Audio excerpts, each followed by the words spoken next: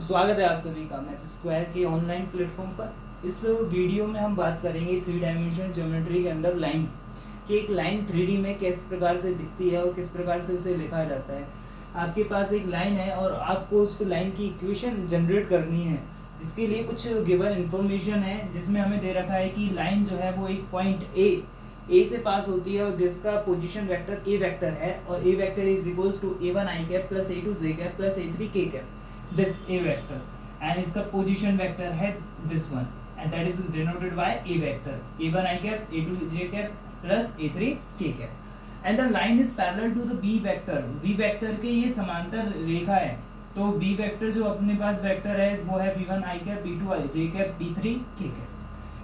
इन दोनों की से हम अगर लाइन बनाते हैं तो उस लाइन की इक्वेशन निकल कर आती है in the vector form r vector equals to a vector plus lambda b vector, a vector plus lambda b vector. तो b vector is showing the direction of the line, b vector रेखा की दिशा को बताता है and a vector वो point बताता है जहां से वो लाइन पास हो रही है, the point. And in the Cartesian form, कार्तीय रूप में अगर हम लाइन की इक्वेशन को देखते हैं तो हमारे पास आती है x minus a1 upon b1 is equals to y minus a2 upon b2 equals to z minus a3 upon b3। इस लाइन के अगर हम डायरेक्शन कोसाइंस देखें तो डायरेक्शन कोसाइंस के लिए हमारे पास direction ratios v1 v2 and v3, क्योंकि v1 v2 v3 b vector के स्केलर कंपोनेंट्स हैं and b vector he direction show कर रहा है। दैट्स व्हाई हम डायरेक्शन कोसाइन निकालने के लिए इसका यूनिट वेक्टर निकालेंगे, जैसे हमने पिछली वीडियो में चर्चा करी थी। उसका डायरेक्शन कोसाइन निकालने के लिए हम यूनिट वेक्टर निकालेंगे और यूनिट वेक्टर के लिए हम इसके मॉड्यूलस का डिवाइड देते हैं, that is b and b1 over b, b2 over b and b3 over b। जैसे हमने r वेक्टर का मॉड्यूलस निकाला था, उसके मैग्नीट्यूड निकाला था, उसको स्मॉल r से डिनोट किया था, सेम कॉन्सेप्ट में इसके मैग्नीट्यूड को हमने b से डिनोट कर दिया। तो डायरेक्शन कोसाइंस आ जाते हैं b1 over b, b2 over b and b3 over b। b is generally is equals to the b equals to under root of b1 square plus b2 square plus b3 square।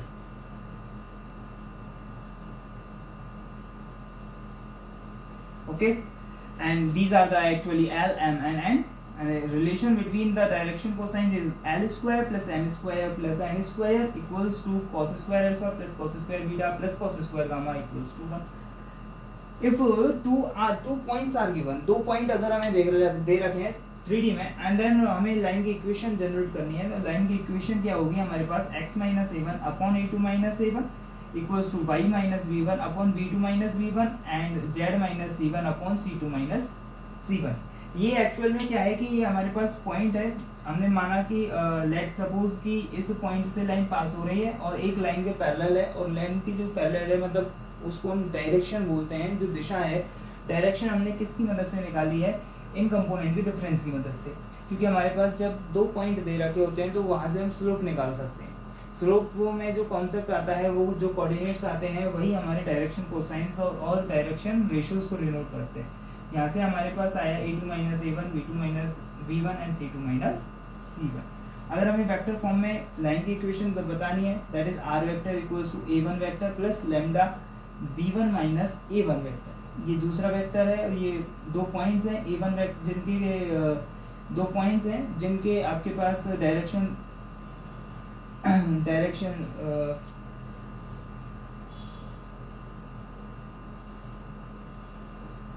This a vector and this b vector, और जो line है वो पास हो रही है इन दोनों point से,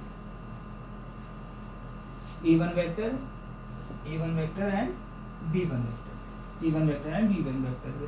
तो हमें जो ये डायरेक्शन चाहिए होगी तो ये हमने निकाली b1 vector minus a1 vector, this is जहाँ हम पहले लैम्डा b वेक्टर लिख रहे थे लाइन की इक्वेशन के लिए, लैम्डा b वेक्टर, वो b वेक्टर अब हमारा बन रहा है किससे, b1 vector minus a1 vector से।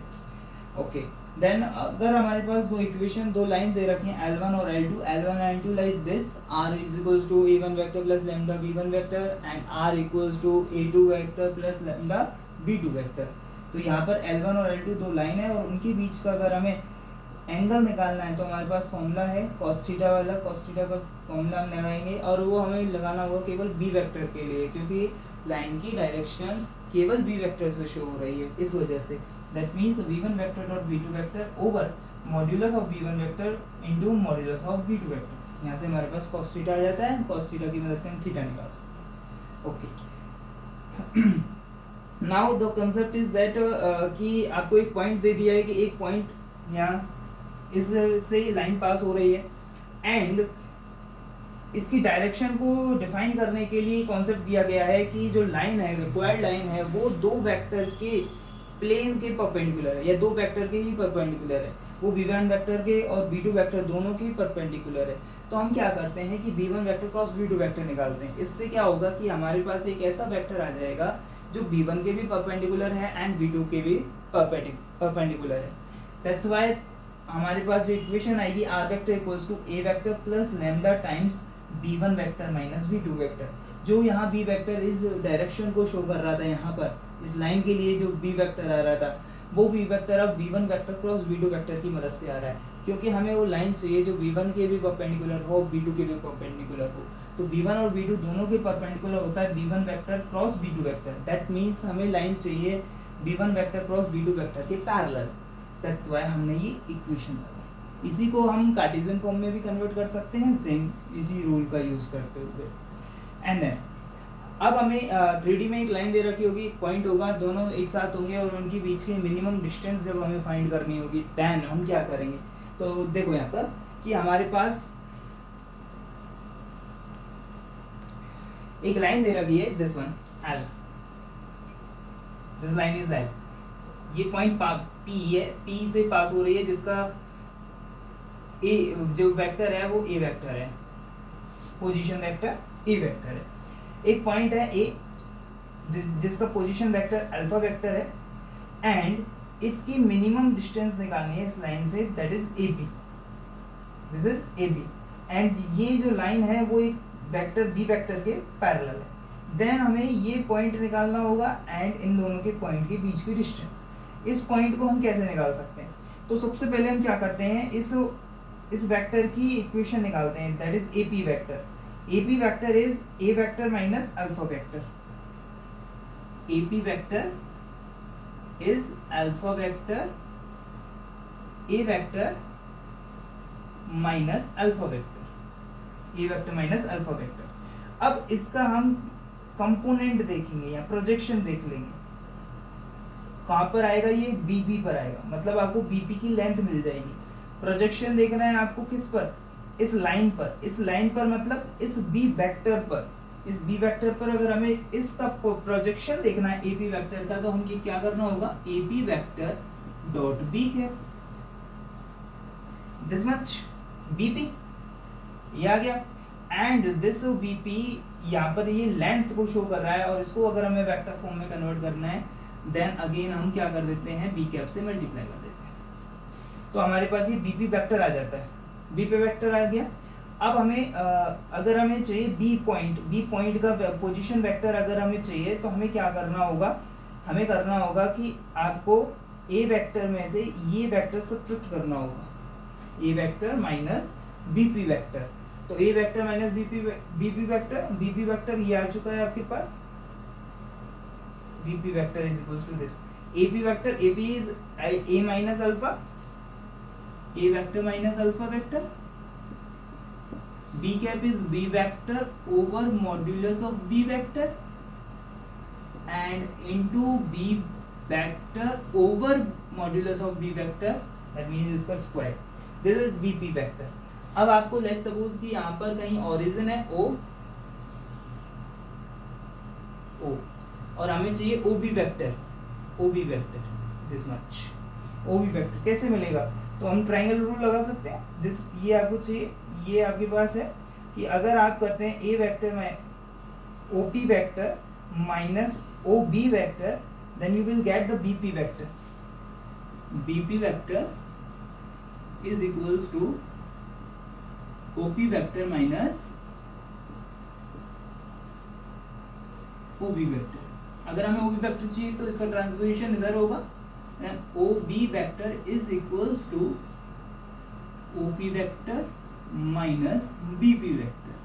What is OP vector? OP vector is the actually A vector, the position vector of the P.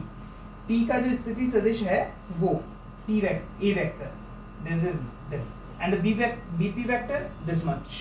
ध्यान से दो, अगर हमें B पॉइंट चाहिए था तो B पॉइंट का जो वेक्टर पोजीशन वेक्टर आया है वो आया है OP vector, that is A vector minus BP vector, this much.